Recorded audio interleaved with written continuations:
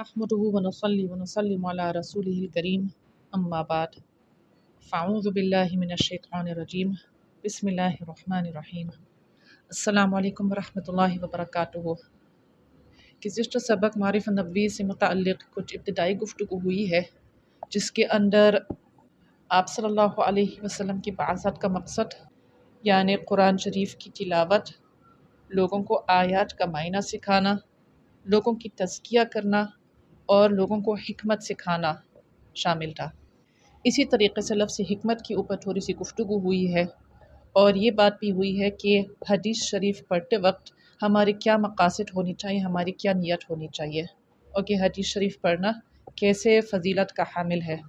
آج انشاءاللہ تعالی معارف نبوی کی جلد اول کی پہلے کتاب یعنی کتاب الایمان کی پہلی حدیث، جو کہ اصطلاح میں حدیث جبریل کے نام سے مشہور ہے، اس کا عربی متن پڑھیں گے، ساتھ ساتھ اس کا ترجمہ کور کر لیں گے، اور انشاءاللہ تعالی اس کے بعد تشریح کو بھی پڑھ لیں گے۔ حدیث جبریل امام مسلم نے روایت کی ہے، اور یہ حضرت عمر رضی اللہ عنہ کے ذریعے ہم تک پہنچی ہے۔ عن عمر بن الخطاب رضی اللہ عنہ قال بينما نحن عند رسول الله صلى الله عليه وسلم ذات يوم إذ طلع علينا رجل شداد بياض الثياب شديد السواد الشعر لا يرعى عليه أثر السفر ولا يعرف منا أحد۔ یعنی حضرت عمر بن خطاب رضی اللہ عنہ سے روایت ہے کہ ایک روز ہم رسول اقدس صلی اللہ علیہ وسلم کی خدمت میں حاضر تھے، اچانک ایک شخص نمودار ہوا، نہایت سفید کپڑے، بہت سیاہ بال، سفر کا کوئی اثر یعنی گرد و غبار وغیرہ اس پر نمایاں نہ تھا، اور ہم میں سے اسی کو کوئی نہ جانتا تھا۔ حتی جلس الی النبی صلی اللہ علیہ وسلم فاسند رکبتیہ الی رکبتیہ ووضع کفیہ علی فخذیہ وقال یا محمد اخبرنی عن الاسلام۔ بالآخر وہ رسول اللہ صلی اللہ علیہ وسلم کے سامنے گھٹنوں سے گھٹنے ملا کر بیٹھا، اپنے دونوں ہاتھ رسول الپاک صلی اللہ علیہ وسلم کے رانوں پہ رکھ دیے اور عرض کیا، یا محمد اسلام کی کیفیت بتائیں۔ فقال رسول اللہ صلی اللہ علیہ وسلم الاسلام ان تشہد ان لا الہ الا اللہ وان محمد رسول اللہ وتقیم الصلاة وتؤتی الزکاة وتصوم رمضان وتحج البیت ان استطعت الیہ سبیلا۔ قال صدقت۔ قال فعجبنا له یسألہ ویصدقہ۔ رسول اللہ صلی اللہ علیہ وسلم نے فرمایا، اسلام یہ ہے کہ تم کلمہ توحید یعنی اس بات کی گواہی دو کہ اللہ تعالیٰ کے سوا کوئی معبود نہیں، اور محمد صلی اللہ علیہ وسلم کی رسالت، آپ اللہ تعالیٰ کے رسول ہے، آپ اللہ تعالیٰ کے رسول ہونے کا اقرار کرو، نماز پابندی سے بھی تعطیلی ارکان ادا کرو، زکوٰۃ رمضان کے روزے رکھو، اور اگر استطاعتی ذات راہ ہو تو حج بھی کرو۔ آنے والے نے عرض کیا کہ آپ نے سچ فرمایا۔ ہم لوگوں کو تعجب ہوا کہ خود ہی سوال کرتا اور خود ہی تصدیق کرتا۔ قال فاخبرنی عن الایمان۔ قال ان تؤمن باللہ وملائکتہ وکتبہ ورسلہ والیوم الآخر وتؤمن بالقدر خیرہ وشرہ۔ قال صدقت۔ اس کے بعد اس شخص نے عرض کیا کہ ایمان کی حقیقت بتائیں۔ آپ صلی اللہ علیہ وسلم نے فرمایا، ایمان کے معنی یہ ہے کہ تم اللہ تعالیٰ کا اور اس کی فرشتوں کا، اس کی کتابوں کا، اس کے رسولوں کا اور قیامت کا یقین رکھو، تقدیر الہی کو یعنی ہر خیر اور شر کے مقدر ہونے کو سچا جانو۔ آنے والے نے عرض کیا، آپ نے سچ فرمایا۔ قال فاخبرنی عن الاحسان۔ قال ان تعبد اللہ کانک تراہ فان لم تکن تراہ فانہ یراک۔ پھر کہنے لگا کہ احسان کی حقیقت بتائیں۔ رسول اللہ صلی اللہ علیہ وسلم نے فرمایا، احسان کی حقیقت یہ ہے کہ تم اللہ تعالیٰ کی عبادت اس طرح کرو کہ گویا کہ تم اللہ کو دیکھ رہے ہو، اور اگر یہ مرتبہ حاصل نہ ہو تو کم از کم اتنا یقین رکھو کہ اللہ تعالیٰ تم کو دیکھ رہا ہے۔ قال فاخبرنی عن الساعة۔ قال ما المسؤول عنها بأعلم من السائل۔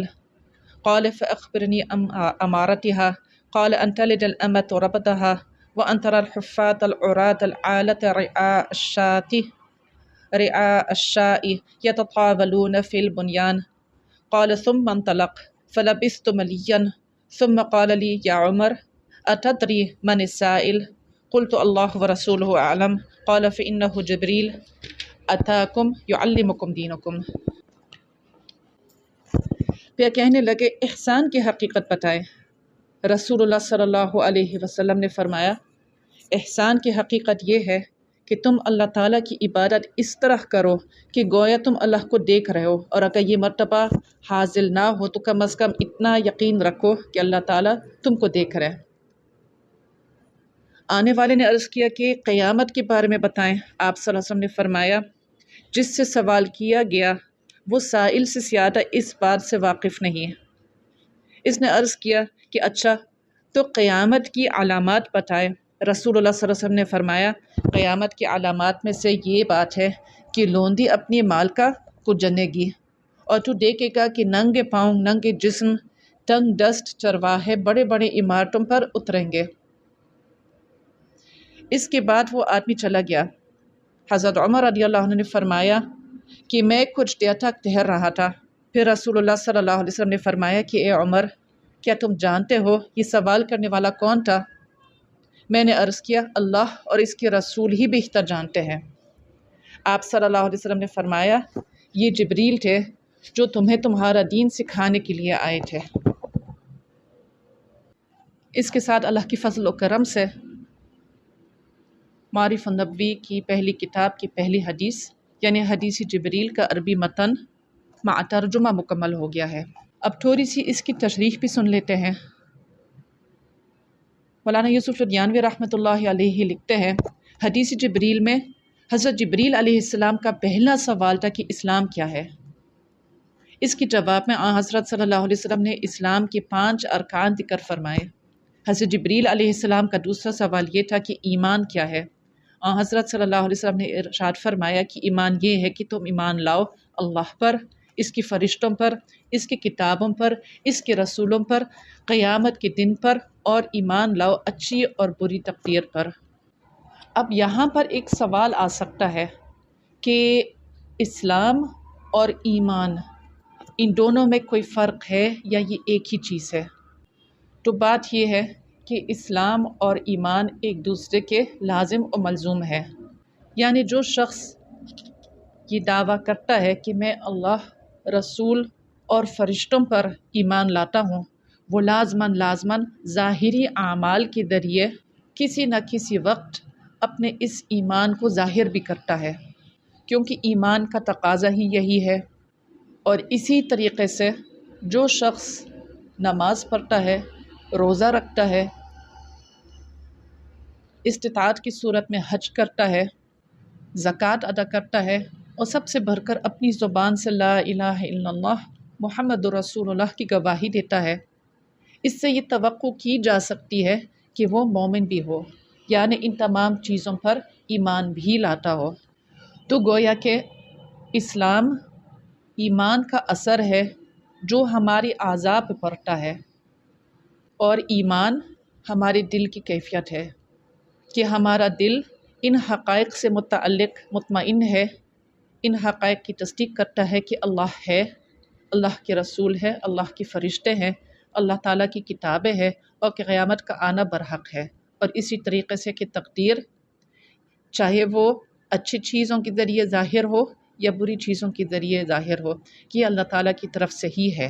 بہرحال اسلام عام طور پہ ظاہری اعمال سے متعلق بولا جاتا ہے، ایمان دل کی کیفیت کے لیے بولا جاتا ہے، لیکن دونوں ایک دوسرے کے بغیر نہیں رہ سکتے۔ اس وضاحت کے بعد کتاب کی طرف آتے ہیں۔ ایمان ایک نور ہے جو رسول اللہ صلی اللہ علیہ وسلم کی تصدیق سے دل میں آ جاتا ہے، اور جب یہ نور دل میں آتا ہے تو کفر، عناد اور رسوم جاہلیت کی تاریکیاں چھٹ جاتی ہے، اور آدمی ان چیزوں کو جن کی رسول اللہ صلی اللہ علیہ وسلم نے خبر دی نوری بصیرت سے قطعی سچی سمجھتا ہے۔ حضرت صلی اللہ علیہ وسلم کا ارشاد ہے تم میں سے کوئی شخص مومن نہیں ہو سکتا ہے یہاں تک کہ اس کی خواہش اس دین کی تابع نہ ہو جائے جس کو میں لے کر آیا ہوں۔ آپ صلی اللہ علیہ وسلم کے لائے ہوئے دین میں سب سے اہم تر یہ 6 باتیں ہیں جن کا ذکر حدیث پاک میں فرمایا گیا ہے۔ پورے دین کا خلاصہ انہی باتوں میں ہے۔ اللہ تعالیٰ پر ایمان لانے کا یہ مطلب ہے کہ اللہ تعالیٰ کو ذات و صفات میں یکتا سمجھے اور اپنی وجود اور اپنی ذات و صفات میں ہر نقص اور عیب سے پاک اور تمام کمالات سے متصف ہے۔ کائنات کی ہر چیز اسی کی ارادہ اور مشیت کی تابع ہے، سب اسی کی محتاج ہے، وہ کسی کا محتاج نہیں۔ کائنات کے سارے تصرفات اسی کے قبضے میں ہیں، اس کا کوئی شریک اور کوئی ساجی نہیں ہے۔ فرشتوں پر ایمان لانا، یہ کہ فرشتہ اللہ تعالیٰ کی ایک مستقل نورانی مخلوق ہے، وہ اللہ تعالیٰ کی نافرمانی نہیں کرتے بلکہ جو حکم ہو بجا لاتے ہیں، اور جس کام پر اللہ تعالیٰ نے مقرر کر دیا ہے وہ ایک لمحہ کے لیے بھی اس میں کوتاہی نہیں کرتا۔ رسولوں پر ایمان لانا یہ ہے کہ اللہ تعالیٰ نے اپنے بندوں کی ہدایت اور انہیں اپنی رضامندی اور ناراضی کے کاموں سے آگاہ کرنے کے لیے کچھ برگزیدہ انسانوں کو چن لیا، انہیں رسول اور نبی کہتے ہیں۔ انسانوں کو اللہ تعالیٰ کی خبر رسولوں کے ذریعے ہی پہنچتی ہے۔ سب سے پہلے نبی حضرت آدم علیہ السلام تھے اور سب سے آخری نبی حضرت محمد مصطفیٰ صلی اللہ علیہ وسلم ہے۔ آپ صلی اللہ علیہ وسلم کے بعد قیامت تک کسی کو کسی قسم کی نبوت نہیں ملے گی، بلکہ آپ صلی اللہ علیہ وسلم ہی کا لایا ہوا دین قیامت تک رہے گا۔ یہاں ایک نقطہ اضافی طور پہ پیش کرنا چاہتی ہوں کہ خاص طور پہ یہ لکھا گیا کہ آپ صلی اللہ علیہ وسلم کے بعد کسی کو نبوت نہیں دی جائے گی قیامت تک۔ یہ نہیں لکھا گیا کہ کسی نبی کو آنا نہیں ہے، کیونکہ بہرحال حضرت عیسیٰ علیہ السلام کا اس وقت زندہ آسمان پر ہونا اور قیامت کے قریب آسمان سے اترنا برحق ہے، لیکن حضرت عیسیٰ علیہ السلام کی نبوت نئی نہیں ہے۔ حضرت عیسیٰ علیہ السلام کی نبوت آپ صلی اللہ علیہ وسلم سے پہلے کی نبوت ہے۔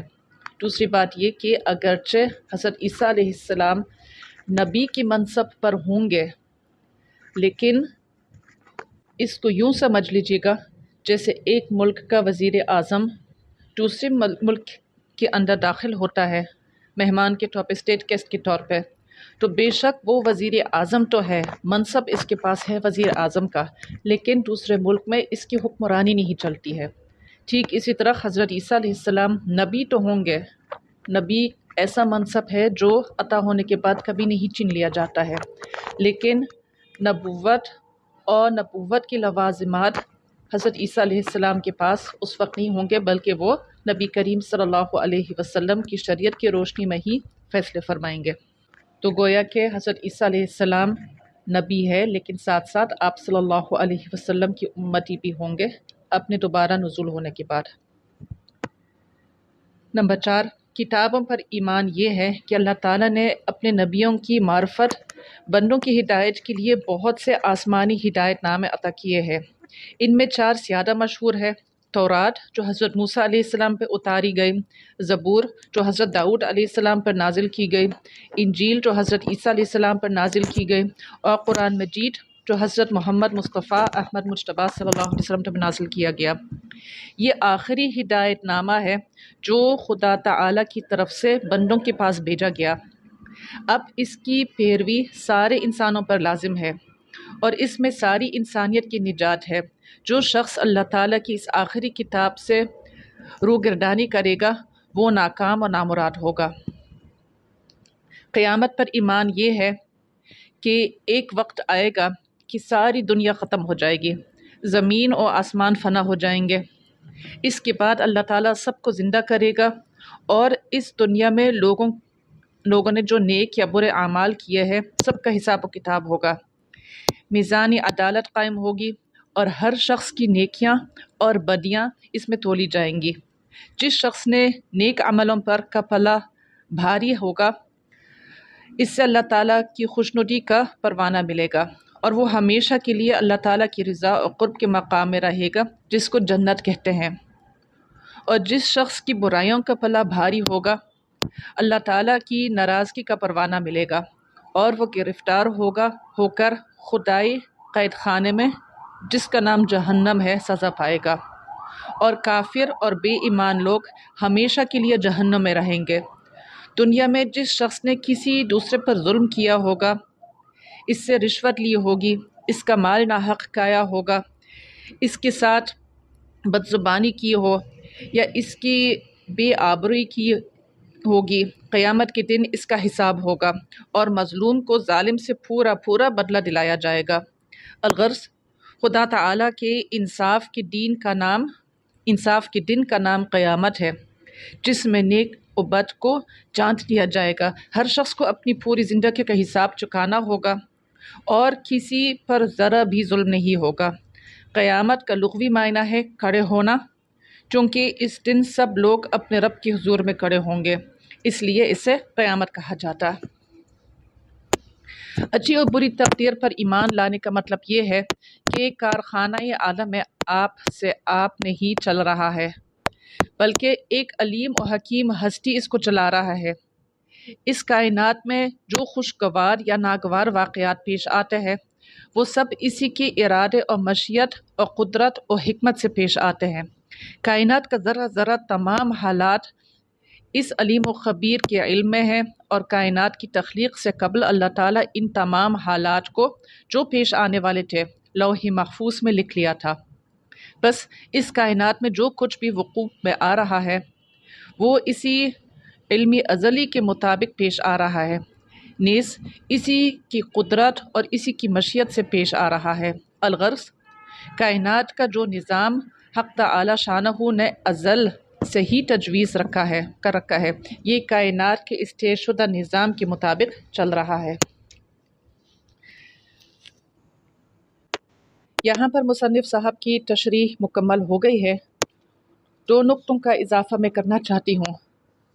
ایک تو یہ کہ صحابہ کرام رضی اللہ عنہم اجمعین اپنی حیا کی وجہ سے بہت سے سوالات سے باز آتے تھے، اور ان کی خواہش یہ تھی کہ کوئی ایسا شخص آئے جو ادب کا اتنا اعلیٰ معیار نہ رکھتا ہو، کوئی دیہاتی آئے، کوئی اعرابی آئے جو آپ صلی اللہ علیہ وسلم سے سوال کرے۔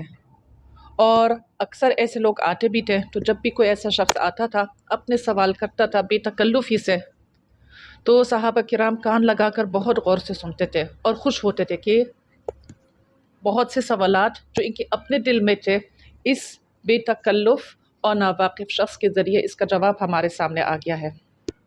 خیر، آپ صلی اللہ علیہ وسلم کی زندگی کے آخری حصے میں ایک ایسا واقعہ پیش آیا جو حدیث جبریل میں اس کا نقشہ کھینچا گیا، لیکن اب وہ کوئی عام بدوی نہیں تھا، بلکہ حضرت جبریل علیہ السلام خود تشریف آور ہوئے تھے، اور مقصد یہ تھا کہ دین کا خلاصہ، کیونکہ اب آپ صلی اللہ علیہ وسلم کی حیات طیبہ اپنے اختتام کے قریب جا رہی ہے، کہ اس کو ایک دفعہ اور تمام صحابہ کے سامنے یا زیادہ سے زیادہ صحابہ کرام کے سامنے رکھا جائے۔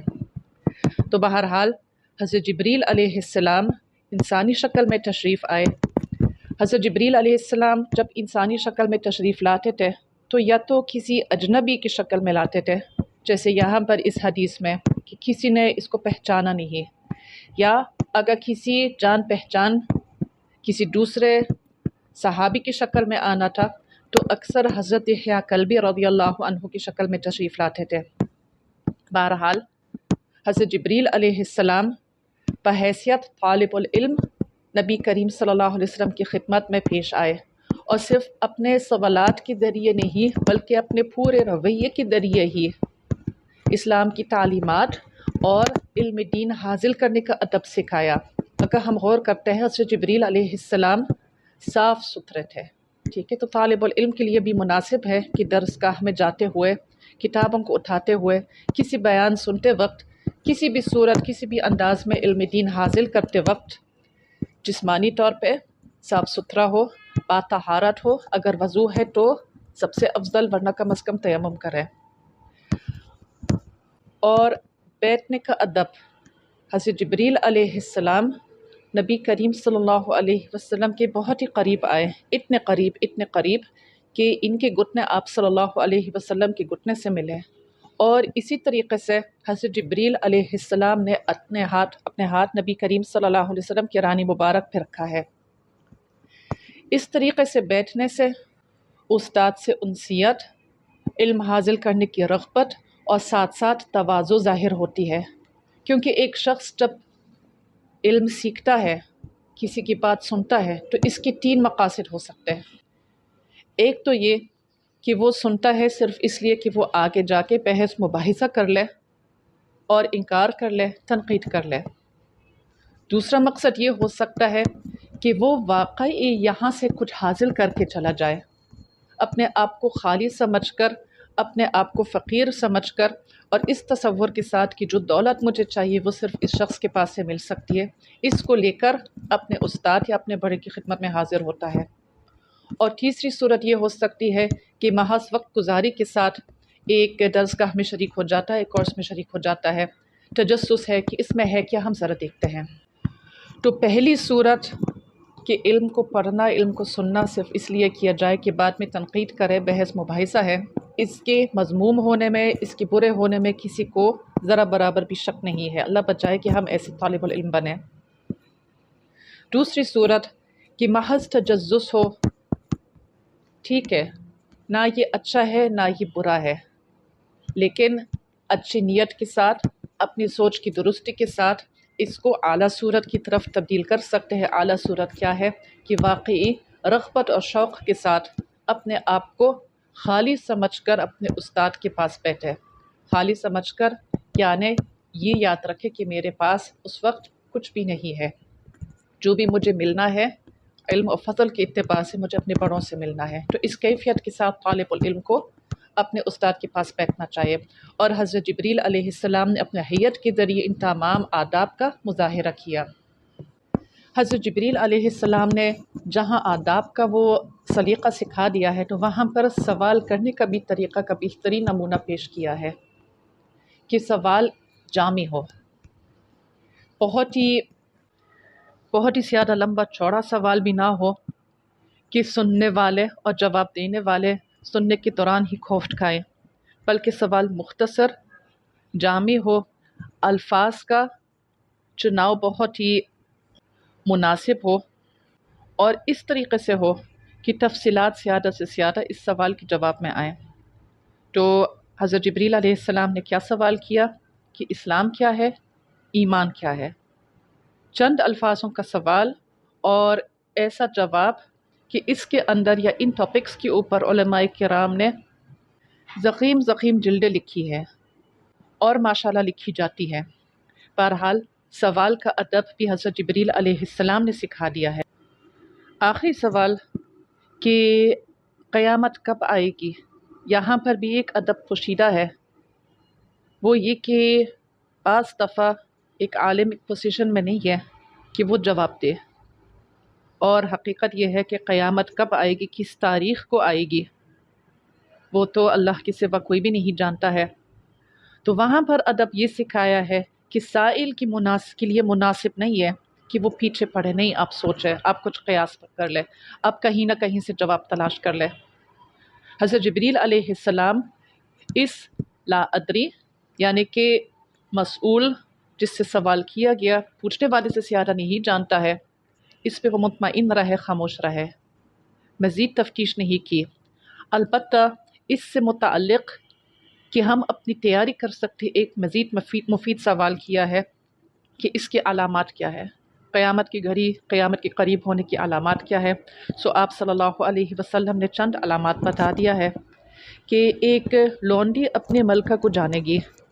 इस हवाले से मुफस्सिरीन मुशर्रीहीन हदीस ने लिखा है कि इससे मुराद गालिबन ये है कि बेटियां अपनी माँ की नाफरमान बनेंगी, कि बेटियां या औलाद मुतलक़न अपनी माँ बाप के ऊपर मरानी कर लेंगे, जिस तरीक़े से एक मलका अपनी लौंडी पर करती है। मज़ीद ये फ़रमाया है कि बिल्कुल अनपढ़ और माशरत के अंदर निचले तबके के लोग वो ऊंचे ऊंचे मकामात बनाएंगे, इसके ऊपर फ़ख्र कर लेंगे। तो गोया कि हमारे दौर में दोनों अलामात, इसके अलावा भी बहुत सारी अलामात है, बहरहाल ये नुमाया है, रूनुमा हो गए हैं। अब हमारा काम है कि हम अपने आप को इस क़यामत की घड़ी के लिए तैयार करें। बहरहाल हज़रत जिब्रील अलैहिस्सलाम ने सवाल करने का अदब सिखा दिया है اور یہ بھی سکھا دیا ہے کہ اپنے مقصد کے پورے ہونے کے بعد وہاں سے رخصت ہو جائے، یعنی استاد کا وقت مزید نہ صرف کر لے بے سود بے فائدہ گپوں کے ذریعے، بلکہ تشریف لے جانا چاہیے۔ خیر، ایک نقطہ ہمارے تشریح کے اندر نہیں آیا، وہ یہ ہے کہ احسان سے کیا مراد ہے۔ اسلام کی بات تو ہوئی ہے، ایمان کی بات بھی ہوئی ہے کہ اسلام جو ہے یہ ایک ظاہری کیفیت ہے اور ایمان کا تعلق دل سے ہے۔ احسان کیا ہے؟ احسان یہ ہے، یہ باطنی کیفیت، یہ اندرونی کیفیت جس سے ہماری ظاہری اعمال بھی اور ہمارا باطن دونوں چیزیں یک دم سے درجہ کمال تک پہنچ سکتے ہیں۔ اور یہ وہ تصور ہے کہ ہم ہر کام صبح سے شام، چاہیے وہ ہماری نمازیں ہو، ہمارے عبادات ہو، ہمارے معاملات ہو، ہمارے ایک دوسرے کے ساتھ تعلقات ہو، یوں ہی انجام دے کہ ہم اللہ کو دیکھ رہے ہیں، ہمارے سامنے اللہ ہے۔ اب ظاہر سی بات ہے، یہ تو ایک بہت ہی بلند و بالا مرتبہ ہے جو ہر انسان کو نصیب نہیں ہوتا ہے۔ اگر یہ درجہ نصیب نہ ہو، اللہ کرے ہم سب کو نصیب ہو جائے، تو کم از کم اتنا کرے کہ اپنے دل میں ہر وقت یہ استحضار رکھے کہ اللہ ہمیں دیکھ رہا ہے۔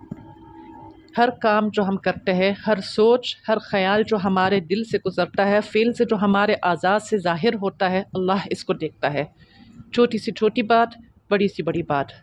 اور یہ کیفیت اگر مستقل بنیادوں کے ساتھ دل میں موجود ہو اور اس کو سوچ کے ذریعے لایا جا سکتا ہے، کانشیس ایفرٹ کے ذریعے لایا جا سکتا ہے، تو اللہ کی ذات سے امید ہے کہ ہماری دین، ہمارے دنیا، ہمارے تعلقات، ہماری ایک ایک چیز انشاءاللہ تعالی بالکل خوشگوار اور پرفیکٹ ہو جائے۔ اللہ تعالیٰ یہ درجہ ہم سب کو نصیب فرمائے، آمین یا رب العالمین۔ وما علینا الا البلاغ۔ السلام علیکم ورحمۃ اللہ وبرکاتہ۔